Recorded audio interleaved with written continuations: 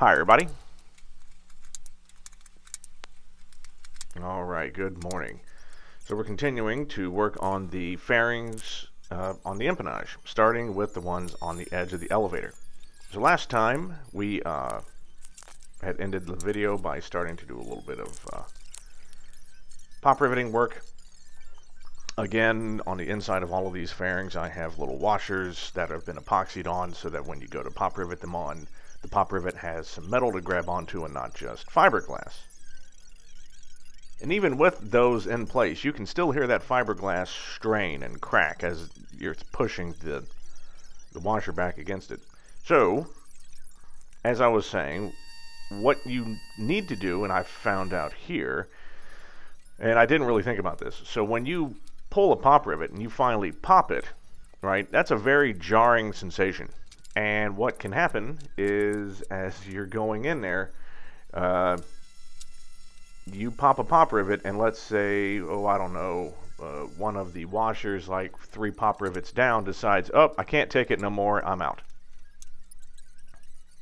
And it jumps off and it rattles around. And to answer one of the viewers' questions, how many washers do I have rattling around? 1. I have 1. And there you can see me sort of try to figure out what the hell happened. So yeah, it dawned on me, I was like, well, you know, the smart thing to do, I'll just put all the pop rivets in. I'll partially set them so that they're definitely grabbing against the washer. You can feel it start to pull. At that point, I'll stop pulling them, put them all in. That way, when the next one pops, all of the washers are actually held in place so that they can't come loose. So yeah, so forever, when I go from an abrupt shift down to up, there's a slight rattling of a washer rattling around inside my right elevator.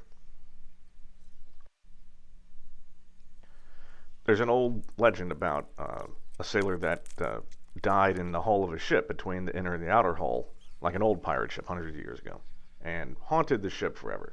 Well, that's basically what we're going to have here. After those have been pop riveted on, the disgust with the rattling washer sent me back to the wing wiring.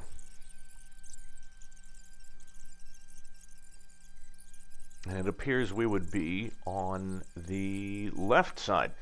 So left side of the wiring, again, this is the easy one. It's just lights, the OAT probe. Pretty easy stuff. So really not a lot. Oh, sorry, and the pitot heat. Forgot about the pitot heat. So each one of those lights, so here's the thing about the lights. The nav strobes only need 4 wires. And the landing light really, well, or taxi light, depending on which wing you want to put them in, really only requires 2. However, I have, in the wings, I have 3 conductor shielded running for both of those. Even though one only needs 2 shielded, doesn't matter, put it in anyway. So I'm going ahead and I'm putting all those wires in place, right? I'm putting caps on them, stick them in the Molex connector. We're going to have connectors for them, even though we're only using 2. Why? Well, you never know. In the future, I might want to tap 12 volts out at the wing. Don't know why. Could be for many reasons. I'm thinking, camera hookup or more lights, who knows what.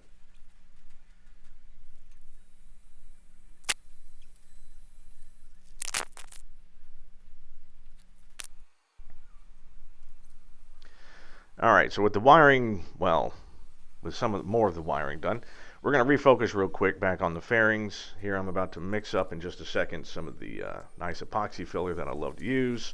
We're going to use that to sort of smooth out the transition between the fairings and the places like the elevators and the rudder and the vertical stabilizer and all that. So, alright, I'm going to apply that, and then in the next video we'll start sanding that off and doing other work. So, thank you for joining me.